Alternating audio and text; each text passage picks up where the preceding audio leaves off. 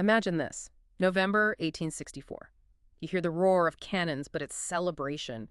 Cheering crowds, immense crowds, actually, and a nation just exhausted from years of brutal civil war is suddenly feeling hopeful. Right. Abraham Lincoln has just won his second term as president. It's a huge moment. The Union cause, which, felt so uncertain for so long, suddenly feels like it has momentum again. It's a moment of massive relief, yeah, but also, like, profound uncertainty still. The war isn't actually over, not by a long shot. No, absolutely not. And the future of slavery, national unity itself, how you even start rebuilding the country, it's all hanging right there in the balance. Precariously. Okay. And in this deep dive, we're digging into a really pivotal chapter from Doris Kearns Goodwin's Team of Rivals. Our mission, really, is to understand Lincoln's incredible political genius right as the Civil War was heading towards its end. And that monumental task of putting the nation back together was just beginning. It's about how he managed that famously complex cabinet. Yeah, the Team of Rivals itself. Exactly. And how he pushed for, essentially, a constitutional revolution to end slavery, how he pursued this very fraught peace process and delivered that timeless message of reconciliation. All while keeping that unique, deeply human leadership style he had. Think of this as your shortcut to really getting a handle on one of history's most fascinating leaders during maybe his most critical period. So the setting is Washington, D.C. We're talking late 1864, moving into early 1865. The Union armies, they've had some big wins, huge victories, actually. But the fighting goes on, and every single decision Lincoln makes now, well, you can feel the weight of history on it. It's going to echo for generations. Absolutely. Yeah. And our central figure, of course, is President Lincoln, the humble rail splitter, now grappling with just the immense weight of a nation tearing itself apart. And he's surrounded by this truly extraordinary group, these men who are both his rivals guys he beat for the nomination and his totally indispensable allies in the cabinet. That's right. You got William Seward, the Secretary of State, witty, strategic, and by this point, probably Lincoln's closest confidant. Then there's Edwin Stanton, Secretary of War, volatile, iron-willed, you could say. Absolutely essential, but man, notoriously difficult to work with. Definitely. And Gideon Welles, as Secretary of the Navy. Mm-hmm. More reserved, quiet, but incredibly effective. He basically built this powerful Navy almost from nothing. We'll also touch on Edward Bates, the outgoing Attorney General. Yeah. His legal opinions were actually quite progressive for the time, really shaping how people thought about citizenship. And finally, Salmon P. Chase, the ambitious one. Former Treasury Secretary, always had his eye on the presidency. Now he's angling for a new, powerful role. You can just feel the ambition radiating off him. The stakes just couldn't be higher, could they? The war's still raging, slavery hasn't been abolished everywhere, and this huge question of reconstruction, of unity, it looms over everything. How did Lincoln possibly navigate all this? That's what we're going to unpack. It starts right after the election. Okay, let's dive in. How did Lincoln start to, solidify things after that win, dealing with his cabinet and the pressures? Well, right after the reelection, November 10th, 1864, there's this massive celebration on the White House lawn, just an immense cheering crowd. Right, and Lincoln speaks from a second-floor window. He doesn't just celebrate the win. He celebrates that a people's government can sustain a national election in the midst of a great civil war. That's powerful. It really is. A statement about democracy's resilience, even then. And the mood, it was kind of infectious. Later, over at Seward's place, the Secretary of State is apparently just incredibly jovial. Saying things like, soon you'll have to look mighty sharp to find a man who was a secessionist. Bit optimistic maybe, but shows the mood. Definitely shows the mood. He was playfully poking fun at his colleagues, Fesman and Stanton, telling Welles to tighten the blockade. It's a sign the atmosphere had improved in the cabinet. And it needed to, right? With Chase and Montgomery Blair, the ambitious one, and the more conservative one gone, a lot of that internal fighting, that animosity, has sort of faded. It really did. Welles himself noted his relationship with Seward became much more amicable. Even Stanton sounded less radical sometimes. Lincoln felt the rhythm was working. He didn't want a big shakeup. He liked the team he had, even with the rivalries. Exactly. And his bond with Seward had deepened significantly. Welles called Seward Lincoln's only confidant and advisor on the really big stuff. Seward got it too. He famously said, there is but one vote in the cabinet, and that is cast by the president. Lincoln listened, he collaborated, but the final call was his. A key insight into his leadership right there. Absolutely. And then you have Stanton, Secretary of War, notoriously abrasive, right? Their partnership wasn't warm like with Seward, but man, was it effective. They had this kind of unwritten code, didn't they? Like, they could veto each other, but Lincoln had the final say when it mattered. That's the one. And Stanton, he was actually pretty sick at this time. He told his doctor, "Barnes, keep me alive till this rebellion is over, and then I will take a rest." Just shows his dedication. Wow. That dedication, even with his difficult personality, it shows Lincoln's genius, right? Recognizing and holding on to crucial talent, even when it wasn't easy. Lincoln rarely overruled him, despite Stanton's bluntness. There's that great story about the congressman wanting a military appointment. Stanton says no, flat out. And Lincoln backs him. Completely. Calls Stanton the rock on the beach of our national ocean against which the breakers dash and roar. Without him, I should be destroyed. High praise, considering how tough Stanton could be. Still, Lincoln carried his own burdens, especially pardons. He was always looking for any good excuse for saving a man's life. Said it made him happy. Yeah, he felt that deeply. Stanton, though, saw it as his grim duty to be unyielding.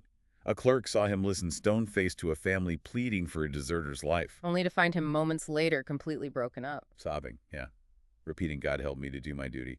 It's just a heartbreaking glimpse into the sheer personal cost of leadership in wartime, even for the toughest guys. Lincoln even took the public fall for Stanton sometimes, didn't he? Like with that Pennsylvania prisoner issue. He did. Wrote that the Secretary of War is wholly free of any part in this blunder.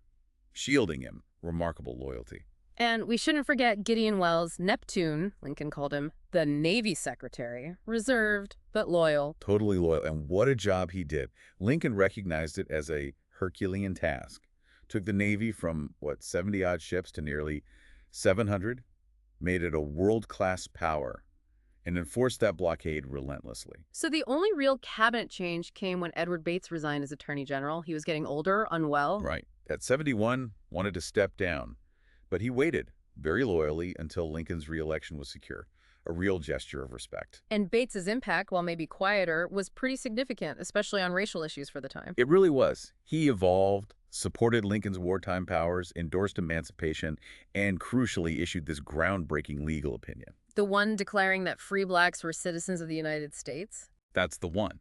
In principle, it just overturned the Dred Scott decision, which, you have to remember, had denied citizenship to all African Americans just a few years earlier and poured fuel on the fire leading to war. So this was a massive, if subtle, constitutional shift happening right there, redefining who is an American. Exactly.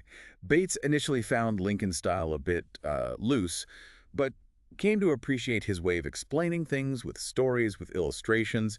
His departure was very cordial, nothing like Chase's exit earlier. And finding his replacement, Lincoln needed someone from a border state. Joseph Holt turned it down, but recommended James Speed, who happened to be the older brother of Joshua Speed. Lincoln's great friend from his younger days, leading to that classic Lincoln quip. About knowing James, but not so well as I know his brother Joshua. That, however, is not strange, for I slept with Joshua for 4 years. Just Lincoln being Lincoln. Diffusing any awkwardness, making it clear this was a deep, non-sexual friendship from way back. And Speed was a good fit politically, too, right? Perfect fit, actually. He was a constitutional abolitionist. Believed slavery could and should end legally through the Constitution. Exactly where Lincoln was headed. So the cabinet is relatively stable, but then this other huge thing happens. Chief Justice Roger Taney dies. Mid-October 64. Yeah, Taney. The author of the Dred Scott decision himself. His death creates this massive opening on the Supreme Court, hugely important. And several people desperately wanted that job, including Stanton. Stanton really wanted it, called it the only position he ever desired. For financial security, maybe a chance to recover his health, but Lincoln had that dilemma. Where can I get a man to take Secretary Stanton's place? The War Department was just too critical. So Stanton steps back. He does. Puts duty first. Montgomery Blair also really wanted it, kind of as compensation for being pushed out of the cabinet earlier. He had credentials, represented Dred Scott even, but Lincoln had concerns. Yeah, worries about Senate confirmation, and Blair's more conservative views on Reconstruction and black citizenship just didn't align with where Lincoln and the country seemed to be moving. So, after considering others, Lincoln goes back to Salmon P. Chase, his first impulse. Even knowing Chase's unbounded ambition, knowing all the meaner things Chase had done behind his back. It seems incredible. Why Chase? Lincoln believed his legal ability and, crucially, his commitment to the Union cause during the war outweighed all the personal baggage. He even hoped the appointment might cure him of the White House fever. Talk about magnanimity, turning his biggest rival into the Chief Justice. He was extraordinary. And Chase, to his credit on this front, quickly made a significant move regarding racial justice. John Rock, the black lawyer. Exactly. Within hours of Chase taking the oath, John Rock was admitted to practice before the Supreme Court. Chase approved it. Harper's Weekly called it an extraordinary reversal of Dred Scott, a remarkable indication of the revolution happening. While Lincoln's managing these huge political chess moves, Mary Lincoln's life, it wasn't easy. Public scrutiny, those debts, the grief over Willie Sill. No, it was incredibly tough. And her oldest son, Robert, wanted to join the Army. You see the immense personal pressures Lincoln was under on top of, saving the nation. But then, as 1865 begins, the war news finally starts turning consistently good. Really good. Yes. Sherman's March to the Sea. A stunning success. Just irrepressible joy in Washington. Lincoln had been anxious about it initially. But was quick to give Sherman all the credit. "The honor is all yours," he wrote. And the victories kept piling up. General Thomas smashing Hood's army at Nashville. Stanton apparently rushed over to the White House in the middle of the night. Finding Lincoln in his nightdress with a lighted candle. Classic image. Totally. Then Fort Fisher falls. Yeah. That closes Wilmington, the last major Confederate port. Supplies basically cut off. Wells was ecstatic. Seward thought the Navy's job was almost done. And then Stanton himself goes south to meet Sherman. That's interesting. Very interesting. And apparently, Stanton, usually so stern, kind of relaxed, became the genial companion. But more importantly, they agreed on Special Field Orders, number 15. That's the 40 acres order, right? Allocating land to freed slaves. That's the one. 40 acres of tillable ground.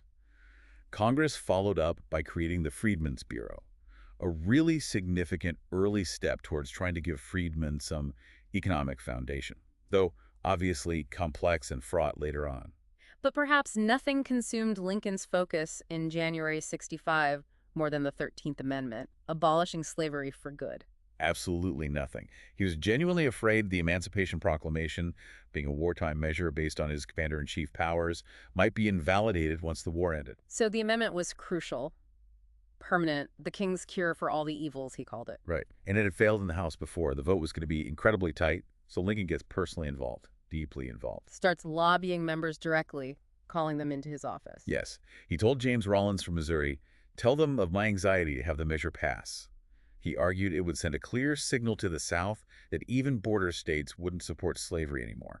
And he wasn't afraid to use the power of his office, was he? Telling allies to get those last crucial votes. Oh, yeah.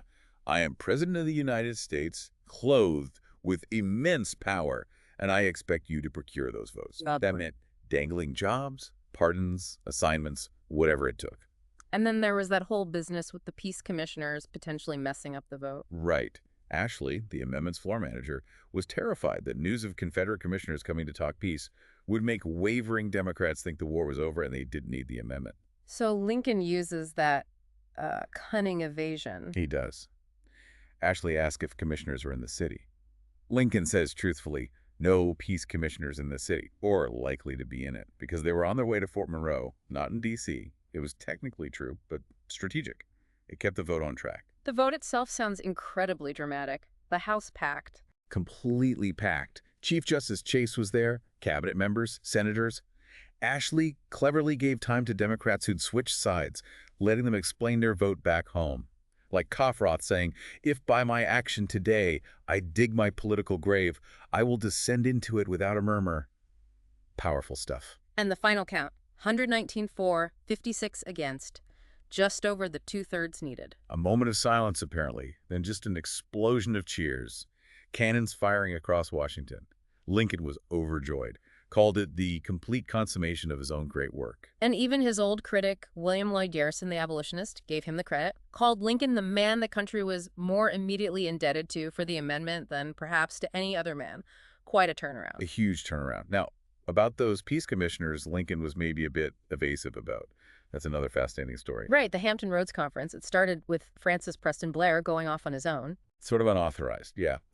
Blair, the elder statesman, went to Richmond hoping he could broker a deal where North and South unite against the French in Mexico, putting the Civil War on hold. He actually met with Jefferson Davis. Davis was open to talking. Cordial, yes, but talked about two countries. Lincoln's response, dictated by Stanton, was absolutely firm. There are not two countries. And there never will be two countries.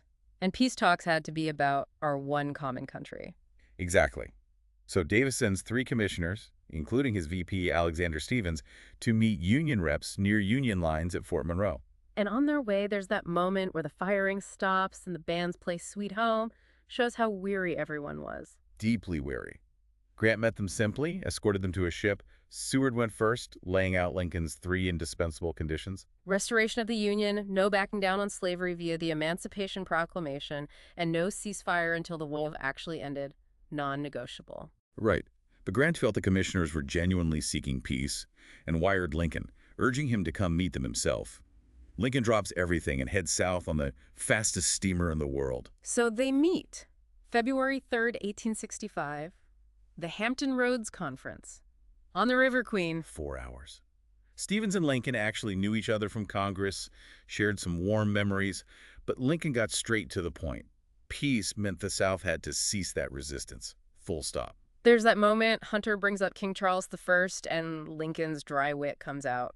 All I distinctly recollect about the case of Charles I is that he lost his head in the end. Classic Lincoln. Just cuts through the historical analogy. Seward then drops a bombshell about the 13th Amendment having just passed Congress. That must have changed the dynamic. Huge change. Lincoln even floated the idea of compensated emancipation again. $400 million for the slaves, trying to soften the blow, find some common ground. But his cabinet shot that down later. Unanimously. They thought it was politically impossible, would alienate the radicals, maybe show weakness. Lincoln was apparently quite saddened, saying, "You are all against me." The idea died there, and the conference ended with no agreement.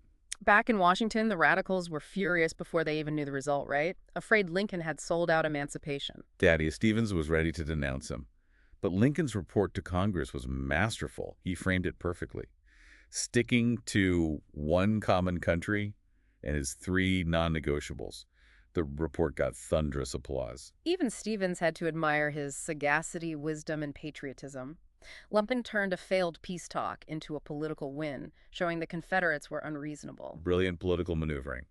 Davis, predictably, reacted badly, used the failure to rally Southerners for more resistance.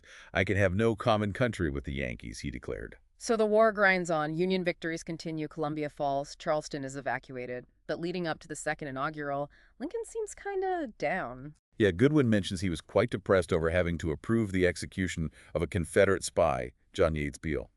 Had to stand firm, but it weighed on him. He needed solitude to write that inaugural address. Meanwhile, Washington is filling up for the ceremony. But the vice presidential swearing in, that was a mess. Oh, Andrew Johnson. Total disaster. He was clearly intoxicated, gave this rambling, incoherent speech, forgot Gideon Wells's name right to his face. Stanton was petrified. Speed thought he was deranged. Yeah, but Lincoln and Seward, unruffled, outwardly at least. Lincoln later made excuses saying Johnson made a bad slip, but wasn't a drunkard. Again, showing that composure. Then Lincoln steps up for his own inaugural, and the weather changes. Just as he steps forward, the sun, hidden all day, supposedly breaks through the clouds. People saw it as a good omen. And the Capitol Dome, finally finished with the Statue of Freedom on top, stood there as the symbol of endurance. The speech itself, it wasn't what people expected, was it? No gloating about victories. Not at all. It was short, somber, deeply theological almost. He talked about shared responsibility. Both read the same Bible and pray to the same God, suggesting the war was God's judgment on both North and South for the sin of slavery. Until, the scales were balanced. Every drop of blood drawn with the lash shall be paid by another drawn with the sword. Sobering words. Incredibly sobering. But then comes that shift, that unforgettable plea for healing. With malice toward none, with charity for all, with firmness in the right, as God gives us to see the right, let us strive on to finish the work we are in, to bind up the nation's wounds. To care for him who shall have borne the battle, and for his widow and his orphan, just timeless, a blueprint for reconciliation. Frederick Douglass was there, wasn't he? And had trouble getting into the reception afterward. He was. Initially turned away because of his race, the old custom. But Lincoln saw him, insisted he be let in, called out, "Here comes my friend Douglass." And Lincoln genuinely wanted his opinion on the speech. Desperately wanted it. "There is no man in the country whose opinion I value more than yours," Lincoln told him. Douglass replied, "Mr. Lincoln, that was a sacred effort." Lincoln himself felt it was maybe his best work, though not immediately popular. Reactions were mixed. Some found it too religious, not enough statesmanship. Others hailed its grand simplicity, called it the finest state paper in all history. Hmm? Praise came from overseas, too. And even the Charleston Mercury, a die-hard secessionist paper, grudgingly admired his ability to marshal talent, right? Comparing it starkly to the situation in Richmond. Astonishing, really. Which leads to that final insight from Charles Dana. Lincoln's genius wasn't just gathering talent. It was impressing his own purpose, perception, and resolution on them, making them subordinates to his vision.